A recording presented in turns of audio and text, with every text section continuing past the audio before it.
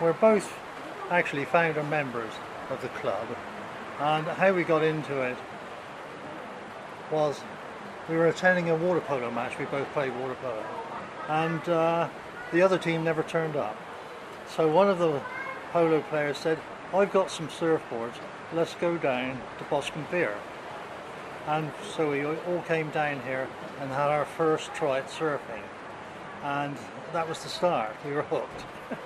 The Wessex Surf Club really started from that day that we came from the water polo match that was cancelled, because we got to know all the people, and within not that long, was it? No. You know, someone said, "Oh, the council started rioting, saying that there was danger and there was all this, that, and the other, with the swimmers and the surfers mixed up together by Boscombe Pier." So I think it was Tony Bill said we ought to form some sort of club so we've got a voice against the council. Otherwise, he could see that we were going to sort of lose out by it, by not being able to surf. We were going to try and ban it in the early days. I mean, that's the way things were then. I grew up in obviously in the war years, and took up surfing at about the age of 23, 24, and enjoyed it. I became involved with the Wessex Surf Club. There were several surfers about, quite a lot out meeting out there, and there seemed to be absolutely no organisation. Reg Prithock of Calypso Sports at the time thought that it would be a good idea if we could formalise things, particularly so that we could represent surfing to the local council and provide, hopefully, facilities eventually and enjoyment for the various people who we hope would become members. I became involved with the Wessex Surf Club by surfing at Boscombe Pier in the very, very early days. I learnt to surf at Boscombe Pier, and there was a collection of an older group of surfers, and obviously you went out there and surfed with them, and they informed me and told me about the Wessex Surf Club and encouraged me to join. I joined, or learnt of the Wessex Surf Club through a guy called Brian Woods, who introduced me into surfing about 66, 67, and I blame him for it. I know that Ken Whalen went to the original meeting, which was held at Tony Beale's house in Sandbanks, the formation, the formal meeting of the first inaugural Wessex Surf Club. Yeah, we interviewed Tony. You have. Yeah. His wife was hot. Yes, that's why we used to. He was a useless surfer, but you know. I got introduced to surfing by sheer luck, and that took me down to Cornwall by a person who, I'm in the flooring business, and the person who I was working with, he had a girlfriend, and they split up, and she went down to Sennan Cove, of all places, near Land's End, because she had a relation down there on the farm. Tried to retrieve his girlfriend back, she was on the farm, and we lived in the barn, because they knew him. Anyway, nothing happened. Ended up on Sennan Beach, and we sit on the beach thinking, what's going on here? And this bloke brought a surfboard down, didn't even know what a surfboard was. I thought it was an ironing board. And after it all finished, this fella paddled out and jumped on the surfboard, turned it round and came in. I couldn't believe it. And we got talking to him, he said, have a go. And couldn't believe it. And it was surfing. That was the first touch of surfing in 1967. But you'd have been the first to be in the club before me, Brian, anyway, so to speak. Well, it was, we used to come down to Boscombe Pier surfing, and it started off, I think the reason why we formed the club is because nobody used to come down to Boscombe at all. It used to be a dead place, especially in winter, nobody would come down here. Then Bournemouth Corporation decided to put yellow lines down there or something like that. They stopped, we couldn't park down there. And they didn't want us surfing down there because they said it was dangerous, which was a bit ridiculous because anything is dangerous. No matter what sport you do, it's dangerous. But they thought it was serious. And then it was Tony Bill. He sort of just talking to us actually, we still do wish to meet down there, and said, what about forming a club? So we said, what a good idea.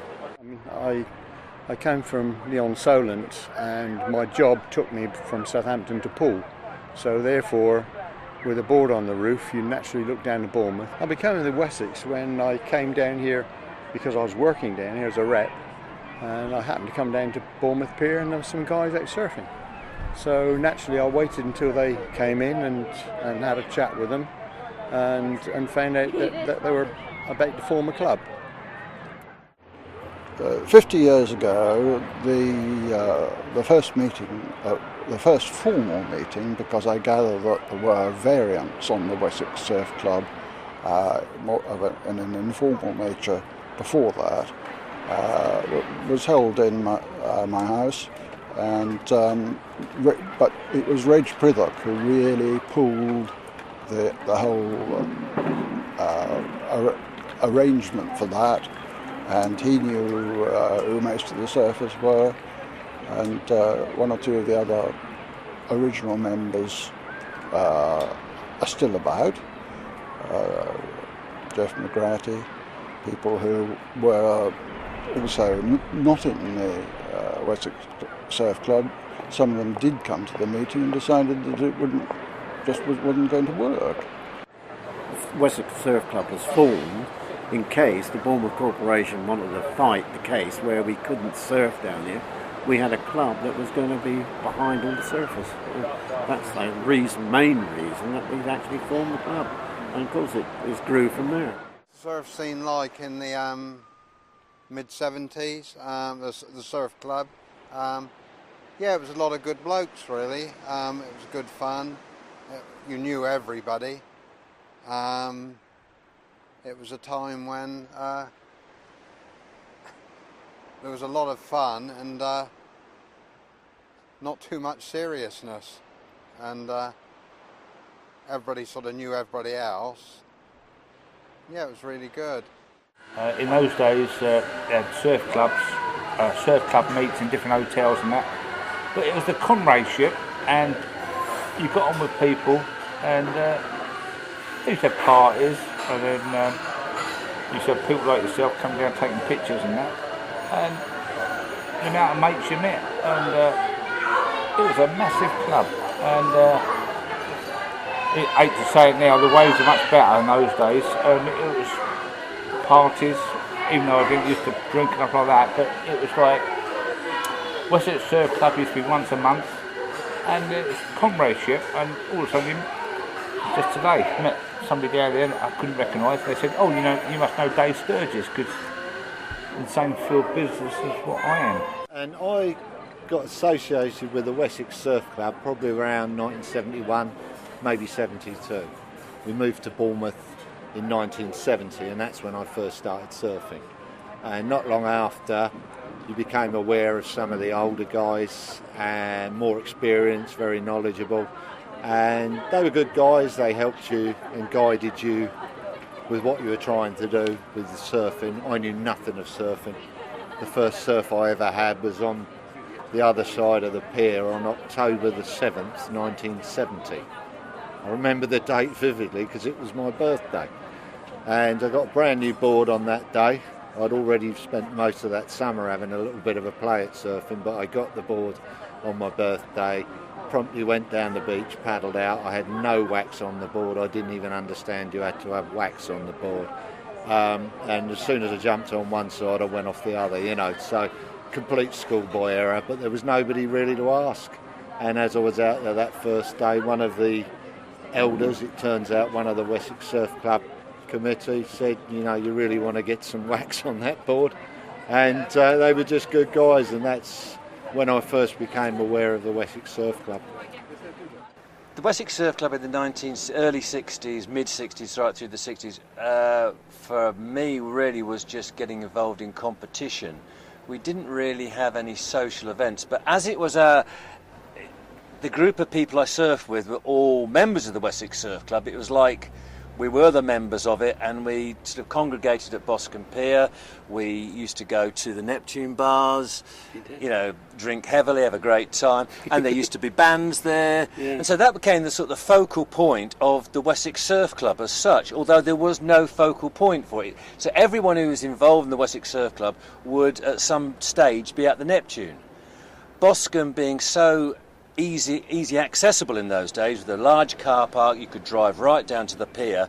Very much the scene was Boscombe Pier. No one surfed at Bournemouth, and because Boscombe Pier had before the pier was broken down, it had a proper sized pier, so we used to have great waves there. And generally that was the congregation. It was a kind of a meeting point of all the surfers being Boscombe, and that was the Wessex Surf. Even though I was a sort of a junior member of the club, and we used to have meetings at various places. Where was the pub in Poole that they used to have the meeting? Paul Eales's pub. Oh, I can't remember. We used to have Paul Eales, who was one of the original members of the group. He owned a pub, and we had a big room there, and we used to have meetings there. So that would have been with the whole committee. But that was it was kind of separate from the kind of collective that we had at Boscombe. My involvement with the Wessex Surf Club predates the time I moved here, and this is because there was a magazine, excellent little magazine called Tude News, that was running for around 12 years. It was the longest running British magazine, and I was really strong supporter. It was very grounded. It wasn't too much looking at all the international stars, and I really liked the way it was written and all the local interest. And I used to contribute a lot, stories, articles, photographs. Occasionally there are photographs of me, and so I had quite a strong connection, certainly with the editor Roger Castle, before I moved here in 1989. At that time, the boards were 10 foot long, and they were about 35 to 40 pounds weight. And there were no leashes, so therefore if you lost your board out there, it would come in sideways and wipe everybody out, and that of course was dangerous. So it wasn't until the board sort of came down to more or less 7.5 foot.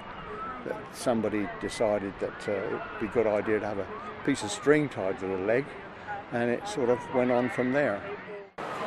And then, of course, we were always travelling down to Woolacombe or Croyd Bay of a weekend. So many members of the club, it was almost our second home, and you'd arrive at Woolacombe or Croyd and half the club would be there. And of course, I won't say proper surf, but bigger surf than we were used to here. Held the occasional outing to Woolacombe. One of the members had access to an old bus, which we went to Woolacombe one weekend, and I think we got as far as about Yeovil, and everyone had to get out while he took it up the hill and then got in again because the engine was overheating. But I think it was overloaded as well. People were jammed up tight with surfboards in between down the aisle of the centre of the coach. But that must have been, I would say, around about 1973 then. Well, everyone was involved. You know, we used to skateboard down at the pier. We used to hang around down at the pier when we could still park there. And you know, right from the day dot, I used to cycle down with my surfboard under my arm, and we all used to hang around the pier, whether it was surf or not, playing football and skateboarding. And it was just one big sort of society. And we used to, when we went away, we usually went away en masse. The older guys used to take me in their vans when I was still sort of 14, leave me outside the pub while they went and get shit-faced in Croyd, and well, mainly it was Woolacombe in those days. But I used to have to sit outside in the van because I wasn't allowed in the pub, but I'd do anything to go surfing. So that's the way we did. Surfing in those days was so small. It's nothing like what it is now. Obviously when you went to North Devon and you saw someone with a surfboard coming the opposite way, you would stop and talk to them and say, okay, where have you been? What you do, and have a chat. And they say, well, have you tried Putsborough? Have you been round the corner to such and such a place? You go, no, gone off you go. It was very much that sharing experience of surfers, which now obviously you don't kind of get. You see surfers, you try and avoid them. But in those days, you actively went to look for them. When everybody's heard about the bird. The bird's a winner, winner, bird, bird, bird. The bird's a winner, winner, bird, bird, bird. The bird's a winner, winner, bird, bird. The bird's a winner, winner, bird, bird, bird. The bird's a winner, winner, bird, bird, bird. The bird's a winner, winner, bird, bird, bird. The bird's a winner, winner, bird, bird, bird. The bird's a winner, winner, don't you know about the bird? Well, everybody's talking about the bird, a winner, bird, bird. The bird's a winner, winner, bird.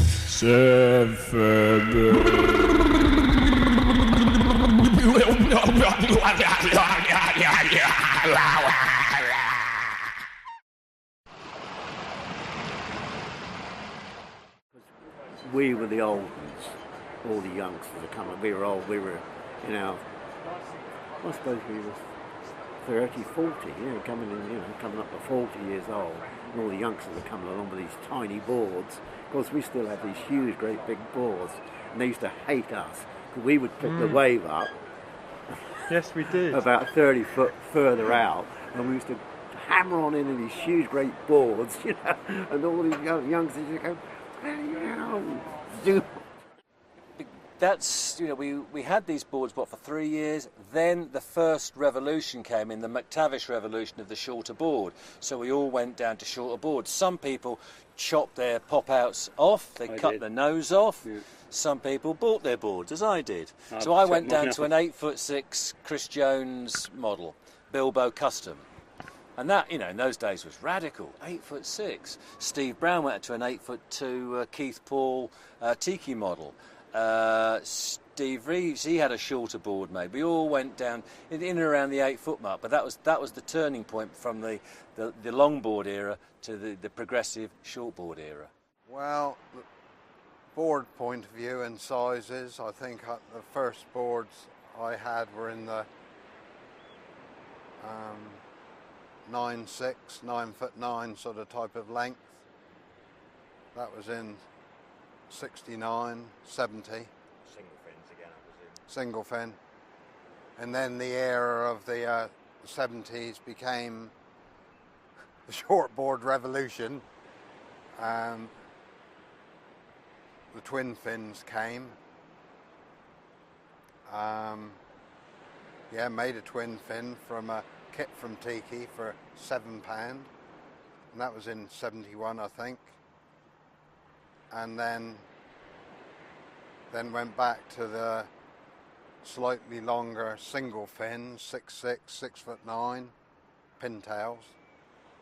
And then gradually, seeing the light, moved back to longboards where you get more waves on a slower South Coast wave, and you're able to get a longer ride, and especially the older you get, bad backs, easier get up, and a different style of surfing altogether, really.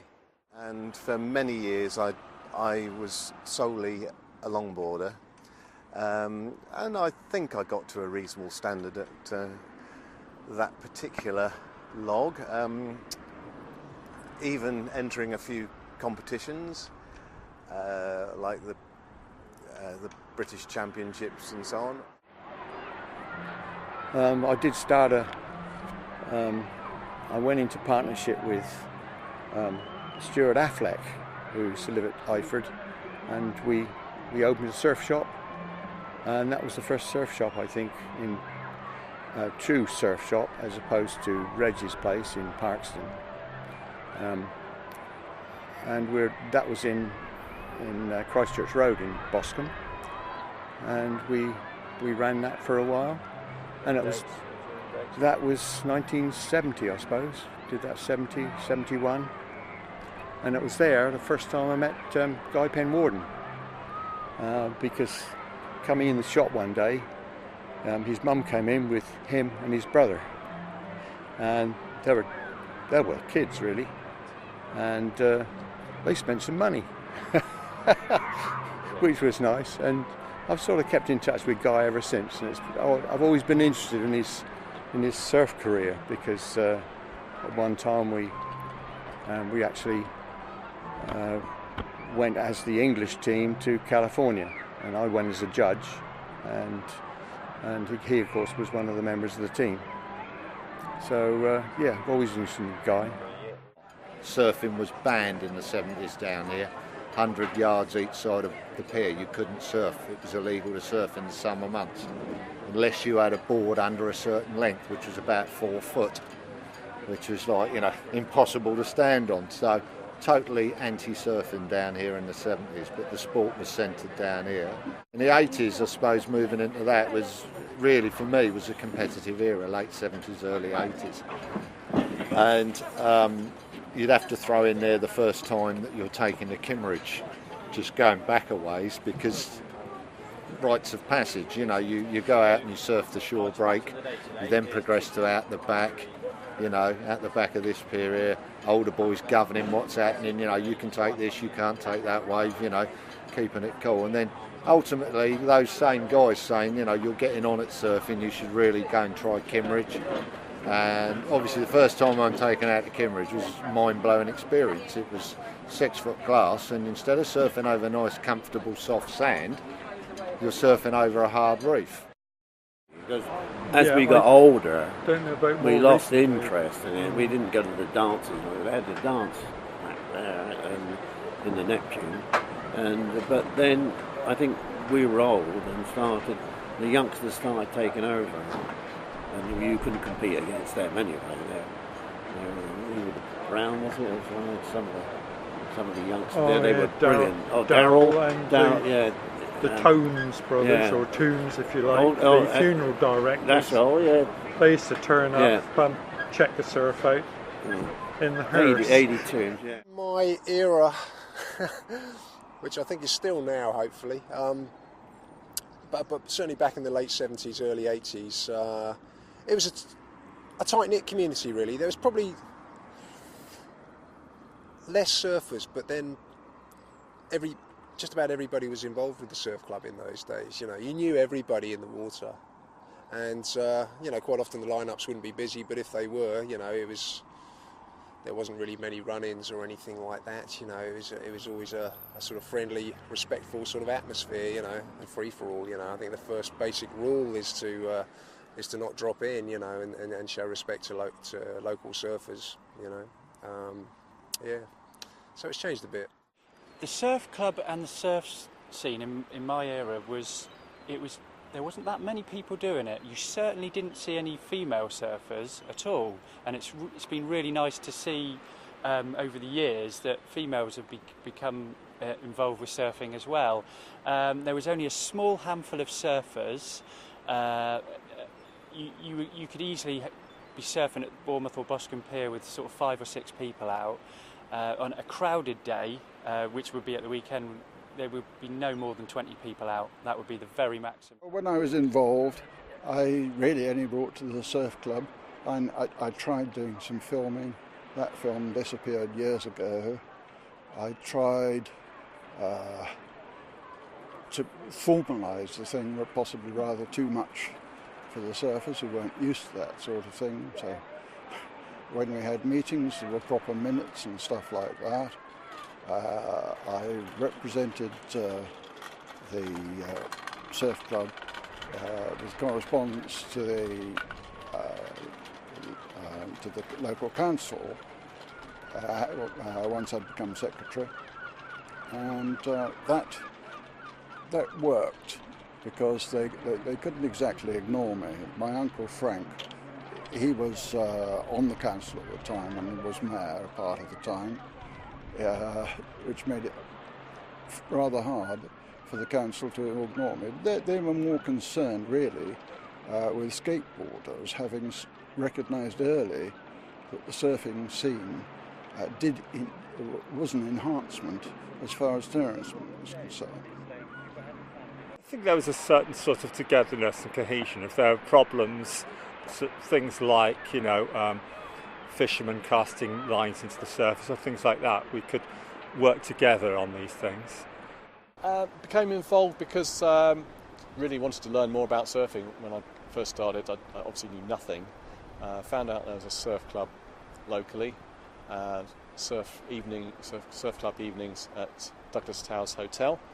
Went along there, met a friendly bunch of guys and girls, and went along from there. Learned quite a bit, but eventually got involved in the committee, if I remember rightly. I think organising club nights, entertainment, and eventually for my sins was made chairman for a year, but I wasn't re-elected again, and I can quite understand why. Yeah, the venues changed quite a bit. We've started I think the very first one I went to was at, I've got a feeling it was at Douglas Towers or Douglas Hotel, and that was many years ago. But it's been run by all loads of different people, and it's always been a great club to be part of. And I just think it should be like people be made more aware, or people should be made more aware of what the club's for and what it's about. And my involvement with Wessex Surf Club was from approximately the end of 1979 until perhaps the 1993. I should think that's about covered it. So it was about a 14-year span. Well, I became involved because my sons were interested in surfing. First of all, my wife Thelma, who was eventually to become secretary, took my eldest son Nick along to a meeting, and I joined in after a bit, and so from sort of 79 onwards we became involved, and the 2 or 3 people who were running the club, but in particular Peter Brooks, who was the chairman, and Ben Liddell, who was an artist, became close friends of mine. So we all became involved round about the very early 80s. Was I involved with the Wessex Surf Club? Well, really from 1989 when I first started working in the surf shop, and basically I've helped to run contests, train groms, get bodyboarding introduced to the Wessex Surf Club titles list. My involvement basically has always been on a a sort of sideline basis involving prize givings and sponsorship of events, local surfers, and basically making sure that the whole surfing community is represented by the club. When I was about 14, 15, me and a few of the younger grommies used to bodyboard, and we used to try and get down to the surf club as much as you could. The surf club was like kind of like the hub of the area at the time, so it was they had all the best parties and always had got the most loosest and stuff like that, and it was really good crack. We were only probably maybe between 14 and 16 at the time, and we used to go to the old rowing club at the parties there, and then slowly, even though we weren't members then, we used to go to the parties and then eventually integrated into the club eventually, so yeah, it was good. My involvement with the Wessex Surf Club was really through surfing at Boscombe Pier a lot of the time, because that's where I learnt to surf. And there was a few of the older guys who were involved with the Wessex Surf Club, and obviously went to their meetings quite a lot, like Guy Penwarden and Steve Linton and Eddie the Fish, and they tell me when the meets were and got me involved, obviously, so I'd learn who the other locals were as well through going to the Wessex and yeah, just build up my local knowledge and get friendly with the local surf scene, really. It came about really for me by accident, I suppose. At the time, I'm a local guy, born and bred, so I'm particularly passionate about the area anyway. You know, I was born in Boscombe Hospital and just the general area. And at the time there were some things going on down the beachfront that I wasn't happy about. So long story short, I basically got involved with the council. Got better access to a beachfront car park, and during that period, that was when I was a member, when the club relaunched, as I said earlier, and yeah, through my campaigning to get better access to this particular beachfront car park, people then started suggesting to me, well, you know, why don't you put yourself forward maybe as the chairman, which I was quite flattered about at the time, but equally so I thought, well, you know, it's not for me to say, and I don't really think I should be, you know, I mean, I don't know enough people, etc. But it was particularly Guy Penwarden actually was one of the key persons that was pushing me to get involved, and so that was really how I first started becoming involved. I came involved with the surf club because obviously living in Bournemouth anyway, I enjoy surfing. I met a lot of people through surfing, met a lot of fine people and friends that I've kept in contact with and still see on a regular basis now. I just thought, well, all my friends are kind of like getting into it, we're all getting into the surf club, and it was going really well as well. We enjoyed it, it was a good atmosphere, a good vibe, everyone was out in the water enjoying themselves as well, and enjoying ourselves socially as well. So I kind of put my sort of name forward to be social secretary, and I don't think I did too bad a job. I didn't get sacked or anything like that, so I think it wasn't too bad. But again, one of the reasons for joining the club was to hopefully bring sort of different factions together. So we did introduce bodyboarders to the club, longboarders and shortboarders mixed, and it definitely seemed like there was less localism going on when you were part of the surf club. Well, I think it's fair to say that in the sort of like early to mid 90s there was a massive boost in popularity for surfing, and as such the surf club went from a small elite band to what really it still is today, which is a very strong, large group of surfers spanning a whole range of disciplines within the surfing world. An interesting thing is this book by Carl Thompson. I was given this about 3 years ago. It's a very rare book actually, and it covers all the surfing spots in the British Isles, pictures of them, including here in Boscombe Pier and Kimmeridge. In the back of it there is also how to form and run a surf club, and it's the Wessex Surf Club that they use as a pattern.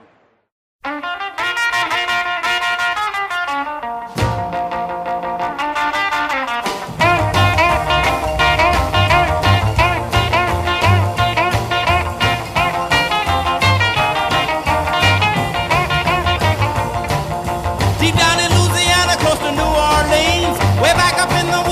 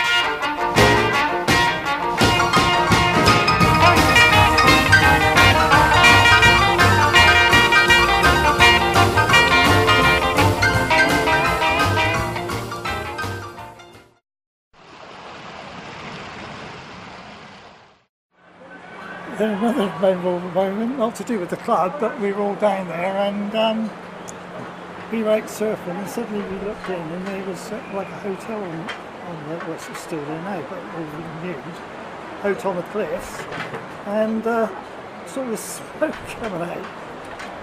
And there was quite a strong wind blowing offshore, and the whole hotel went up in flames, and we were out there surfboards, weren't we? Watching it all happen, and then the fire brigade, of course the fire brigade down there, it took a long time to get there because of all the little narrow roads, and by the time we got there it was so much alive, it was just rebuilt, the place was ruined. Yeah. That was a memorable one. It was actually, yeah. I only ever got one decent ride in my life on a Malibu board. That was at Kimmeridge, and the most thrilling thing about it was the fact that in the curve of the wave, you could see all the seaweed being sucked up, and I saw a fish swimming away from me. And that was the most thrilling ride of my life, but that was only about 3 foot. Other memories of what the surf club did, there were a few competitions organised with Ordnance Survey Surf Club and the Isle of Wight Surf Club, mainly through Bob Groves helping out because he came from Solent area and he knew quite a few people up there. So I was never involved with those outings. The occasional one out at Kimmeridge too, which was usually in high winds and heavy rain, judges standing miserably on the shore trying to organise people, but yeah, run by Wessex. And Cyril, we all backed out because it was too rough out there. I remember Cyril going, "Come on, you can go out there." Well, I'm not going out there. Cyril got really uptight about that. And I can remember also one of the competitions was going over the broad bench. Is it called broad bench? Broad bench, yes. You had to paddle all the way over there, and then you had to paddle back as well. That was for the hardy people. Oh yeah, well, Cyril was toughy, wasn't he? So we all started on pop-outs. I started on a Bilbo pop-out, 10 foot. Because you had money. No, my parents had money. Yeah, that's what they I bought meant. it for me, Michael, because they loved me. Yeah. I'm the only child, don't forget.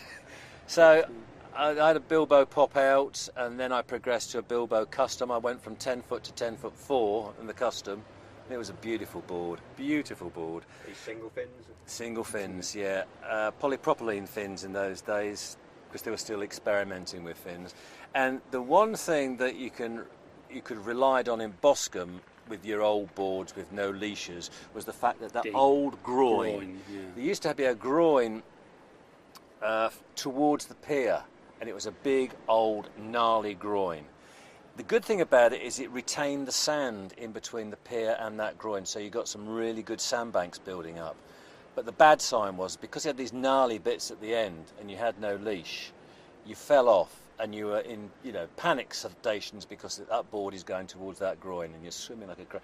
And so many came to grief on there, maimed and destroyed, because it was just, one of those terrible things. One of the most life-changing experiences for me is moving up to Kimmeridge. And Kimmeridge, as a lot of people know, and people maybe watching this film may not know, is probably one of the best rideable waves in the UK. And I suppose going from the 70s into the 80s was the mastery of the spot known as Broad Bench, which is the heaviest, probably the heaviest South Coast wave going. Yeah, I'm glad the Wessex Surf Club, certainly gave insights into everybody who joined. When somebody comes and watched their, in those days, video films and that, they got stoked and thinking, you know what, I can understand where the laid-back California attitude is, especially the music and all the rest of it. And everybody wanted to see that, and it took people out of their zone to different parts of the world. It certainly took me. In terms of highlights, there's one scary incident that happened to me about 20 years ago. This was before the internet, of course. I used to pride myself on being able to forecast the surf pretty well, and I used to get to Kimmeridge often at the crack of dawn when the surf had come up overnight and be on my own. And on one of those mornings I was surfing at Broad Bench, waves were about double overhead, And as it was approaching 9 o'clock, there was a guy from the army waving on the headland. So I was looking to get a good wave in, but the next thing, a large launch was coming in towards me, and it's probably about a 50-foot launch.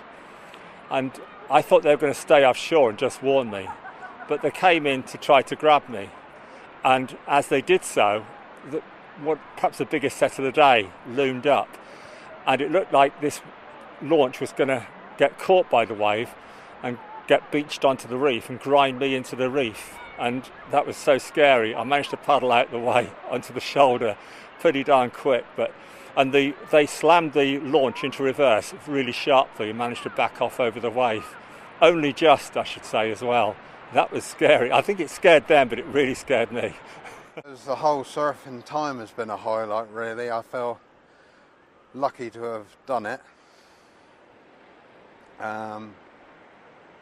People can search all their lives for something to do, and I feel if you find something that lights your fire and gives you a buzz all the time, you've been lucky in your life. So I'm not going to say about memorable moments, because really every time you put on a wetsuit and rub some wax in a surfboard, it's a time, isn't it?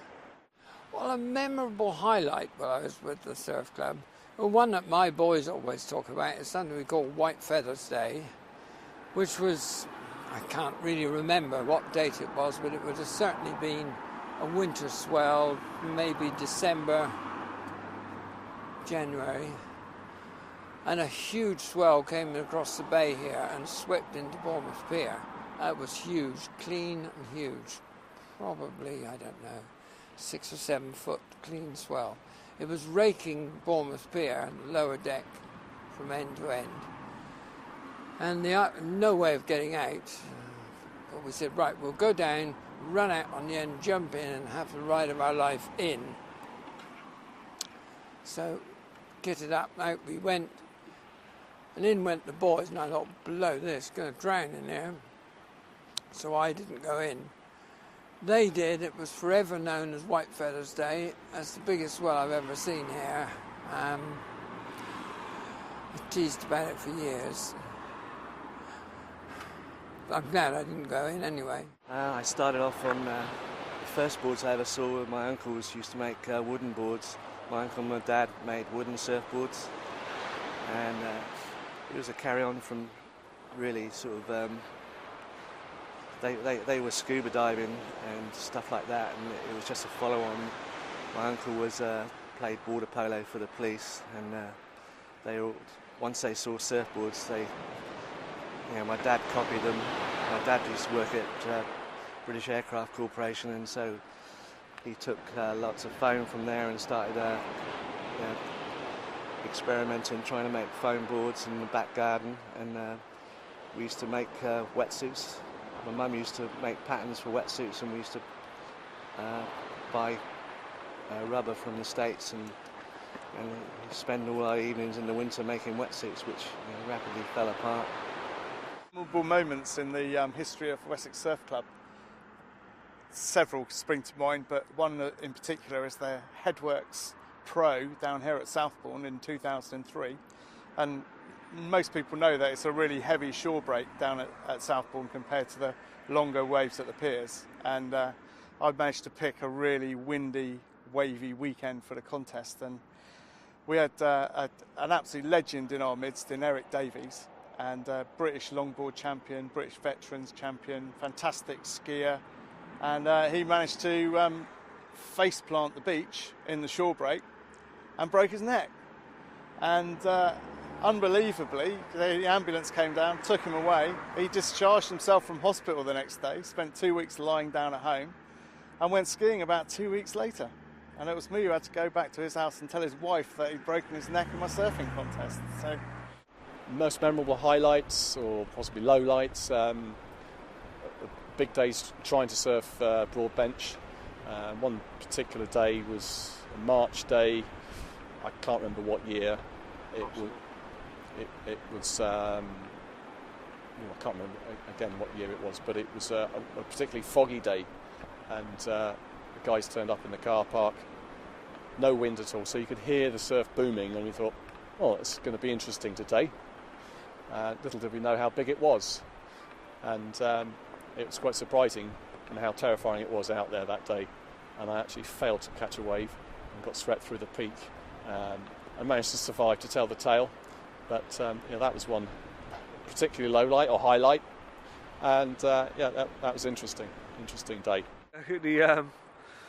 But yeah, and I also remember like the end of the pier parties. I think there's a fight between Grass and Eddie, and that's quite funny. Everyone went out and watched it. It was good fun. I remember Skippy doing his knee, and his leg was hanging out the wrong way around, and everyone's still dancing and stuff like that.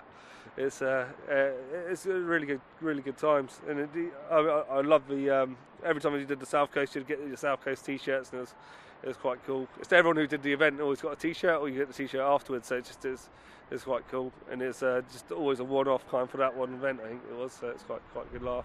I mean, one of my most memorable sort of moments in surfing with the guys was at the British Interclub Championships. I believe it was the mid to late 90s, and some of the old guys from the Wessex got a group of us together, most of us being Boscombe surfers at the time.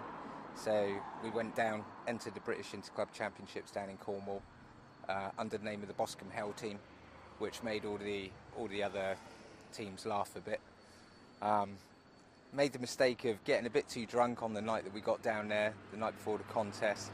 So of course, as the contest has started the next day, people are missing their heats. Some people are paddling in the wrong direction. You know, there's all sorts of crazy stuff going on. But somehow we managed to come third, which is a bit bizarre, because there was 11 teams entered, but we did have a couple of elite surfers back in those days.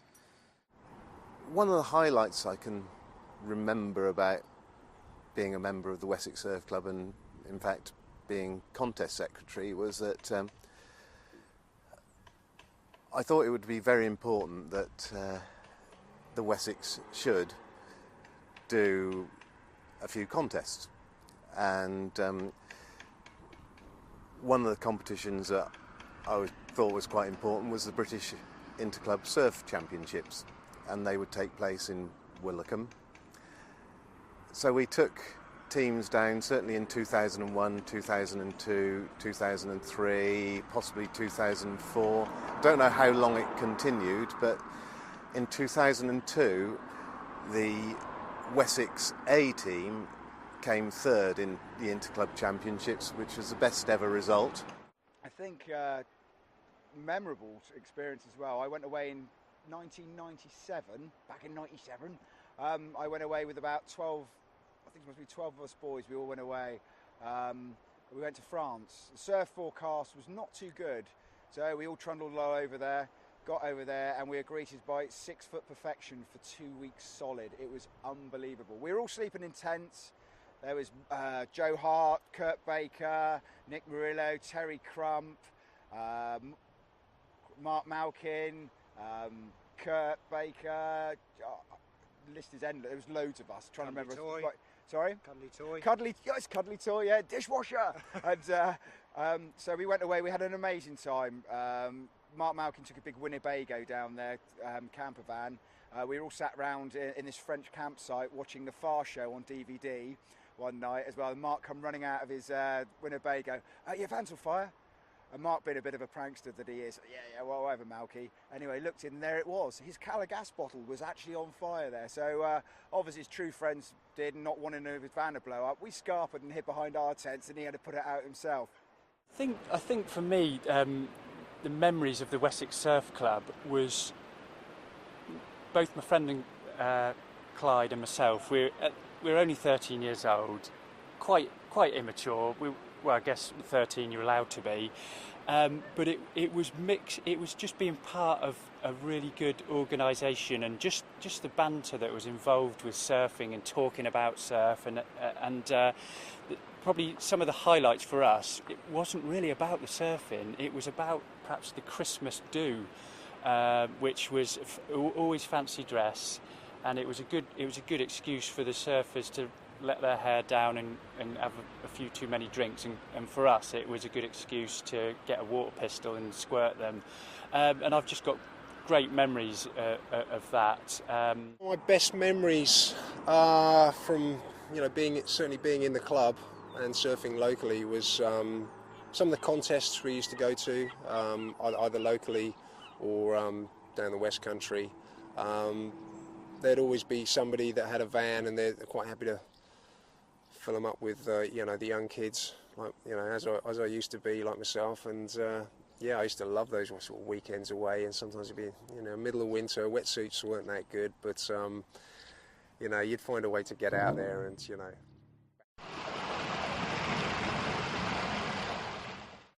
First of all, I just want to say thank you to everyone for the Wessex Surf Club for choosing me to be in their video. It's so nice to be considered as a representative for the club. I mean, it was so important for me growing up in Bournemouth to have constant supply of fun surfers and a solid crew to go surfing with. I don't think without the Wessex Surf Club and all the members I would anywhere be as close to the surfer I am today. So it's brilliant. I mean, the Wessex Surf Club was a key thing in my life from a young age.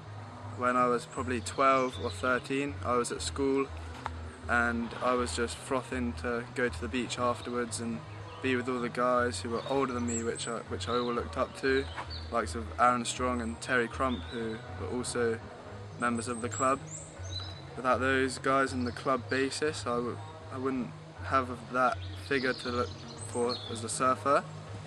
So having good locals was excellent too. Also, just the social aspect. I think Bournemouth has got a really strong social surf scene, and that was kind of one of the great things about growing up there. Always had good friends to go surf with.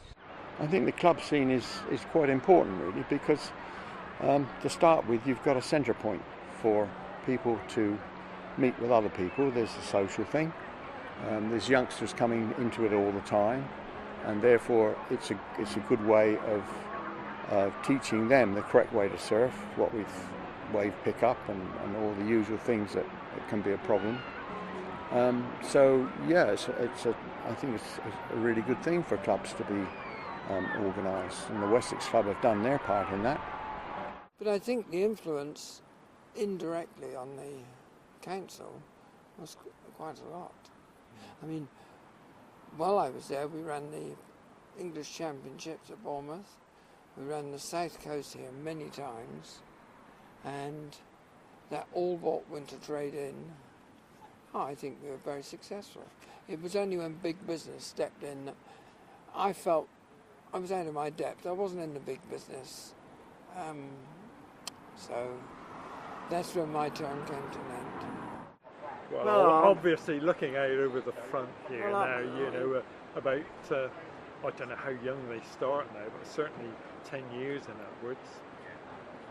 Well, the most difficult section, I would say, are the older teenagers and young 20s who want to be their own renegades and go off on their own, but getting them to gel as a community and look out for each other, really, and form a little groups and be pally in the water. There are those out there, people get a bit upset, if you make a mistake and get in the way, but part of life making mistakes, I'm afraid. But generally looking out for each other. Yeah, I think the Wessex Surf Club adds value to the local surf community with its presence of basically showing that we have got a local club that's supporting everyone, that's showing them the do's and don'ts, when you're out in the water, basic things like that, and also, bringing people together so they can get to know each other and make the lineup a lot safer while everyone is out in the water as well. I think over the years it's brought people together in surfing, but we need more of that. I think there's been lots of events, there's been lots of trips and stuff that people can get involved in, and it's brought the surfing community closer together for sure. And I think we need more of that. As there's more people getting in the water, I think we need more of a community-based spirit, and the club is the ideal place for that, really. I thought that for the community, I mean, it is really good because it's something that's a sport that needs to be developed all the time. People really enjoy it, and it keeps people fit. So any sport that keeps people fit isn't really an asset to the community. And I would think there's hardly anything more to keep fit than surfing. Oh, the value added to the community by the surf club is enormous. I mean, I think surfing as it is really, most people do it for themselves, and it's a solitary sport. And of course there's a lot of camaraderie in the water as well, but there's a lot of competition too. So best wave comes through, everybody wants it. Well, that's great in the water, but actually out of the water you still need to be mates as well. You need to look after each other. One of the other things as well is to make sure that the young people coming into surfing have the right attitude, that they're taught the rules and how to treat other people. And also that carries on through generations. So the young people of today are the ones who next generation should be teaching their children or their children's friends how to surf and how to show respect in the water. I think the Wessex Surf Club adds a lot to the local surfing community. It's great to have social events and movies and chats and bands, and it's what everybody wants to be a part of. I think they should be a part of it if they're not involved. It just brings the community together again, and so we can know, most of the people out in the water. Of course, we're going to get a few travelling surfers coming by. We're all travelling surfers ourselves when we go to visit other surf spots too. But I think it's really important to have the Wessex Surf Club, getting as many people locally that are involved in surfing involved in the club. I think surfing can be a very individualistic sport. It would be so easy in some ways just to sort of turn up somewhere by yourself and sort of wish all the other people weren't there taking your waves and go away and not talk to anyone else, but that would be a real shame. So I think it's good, because if everyone surfed in a sort of a very selfish way like that, it would be a horrible atmosphere to be in the water. You'd get a lot of sort of arguments and fights and things, and it's not really good for anyone. So I think it's important to have sort of a sense of community and appreciation for the other people that you're surfing with, and also for sort of the people who've been before you. Like, if you turn up at a surfing spot and you don't really know anything about it, you might not appreciate that people have been surfing there for a long time. I think it sort of breeds respect for other people. I think the surf clubs are good for the community. I mean, it kind of brings them. They bring people together a little bit more, make social events. They can push points, which is kind of important for surfers anyway. And I mean, if you want to go surfing, you've got someone else to go with and stuff like that. If you're new to the sport, you can get involved with it, and it's a good body to get involved with.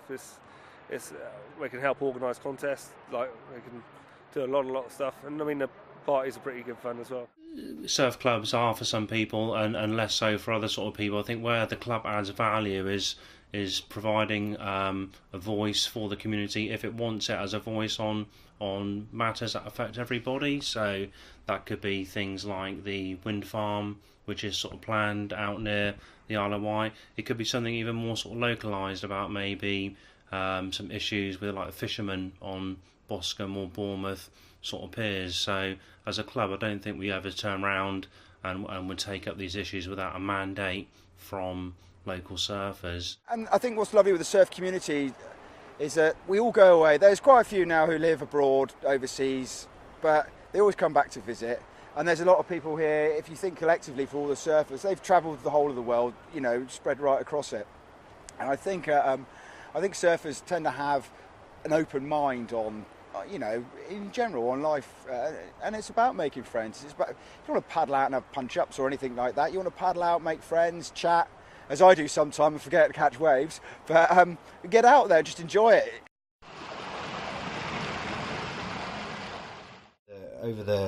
Especially over the last 20 years, from what I understand about the surf in general around the UK and the world, it's absolutely exploded.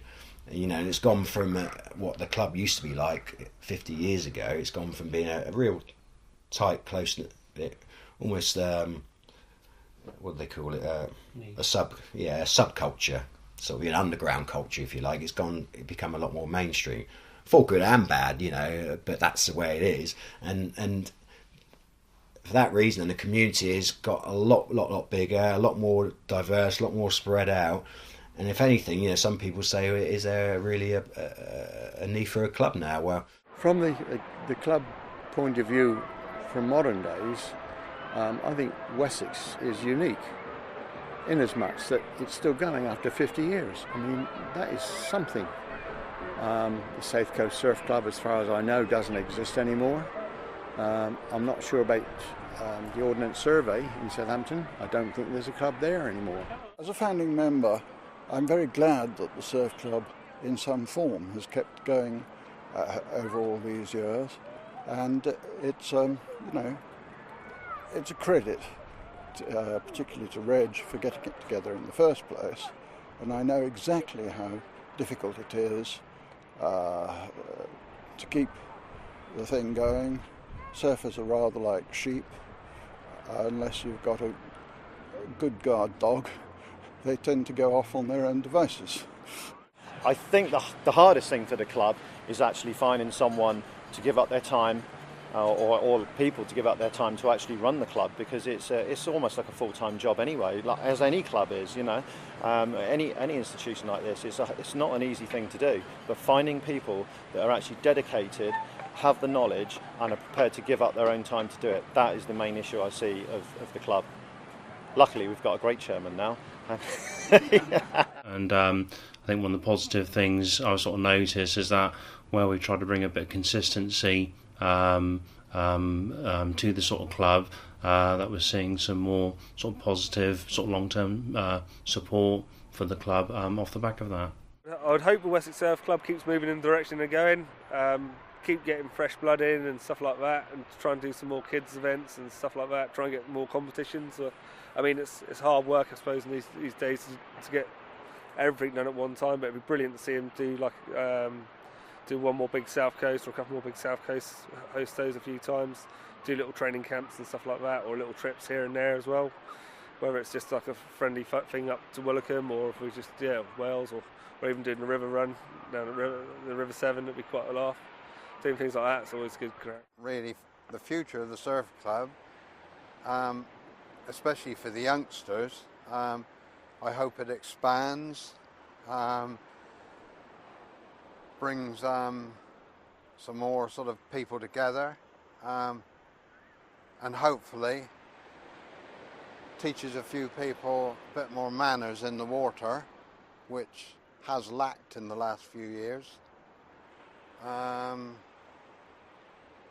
And I think the contests that it brought were really good, mixed other clubs together, and made people realise that there was other people in the water with like-minded ideas, really. I think there's two key reasons why this club has done well and other clubs have floundered. I think there were two key reasons, I think, why clubs were formed in the old days. One was there weren't that many surfers, and I'm thinking particularly of when I joined the Pembrokeshire Surf Club. There were only about a dozen or so keen surfers in Pembrokeshire, and you all wanted to kind of join with like-minded people and go surfing together. Nowadays there's too many people. You want to try to find somewhere where there aren't other people. And of course the other issue is that people get together to watch surf films and really get stoked on that. Nowadays we're just spoiled with being able to see so many surf films. So I think where surf clubs relied on those two things to keep together, those attractions died pretty much. So you have to find new things if the surf club's to have a real purpose. But it's coming back again. It's coming back more to, I think, it's coming back more to a bit more of a one love thing, if you like. It's coming back together more now, and that's that's a lot to do with the club. It's a sort of it's a starting point, and people are sort of coming back to it, and I think that's great. There's a lot of social stuff. I like that. Surfers have always been hard drinking, partying animals. They always have, For the club's future, I hope that it goes on another 50 years. It's a bedrock part of the surfing community of Bournemouth and Boscombe, and they've had some fine characters, some fine men and women have passed through, gone on to other parts of the world and carried on. But on a whole, I wish the Wessex Surf Club another fab 50 years. I mean, as it's developed, I would hope that it would keep on growing and become a bigger thing. And more members and more people taking up surfing. Again, it's all good for the community. In fact, I think surfing has put Boscombe on the map, really. Yeah, what I'd like to see for the future of the Wessex Surf Club is more social functions happening.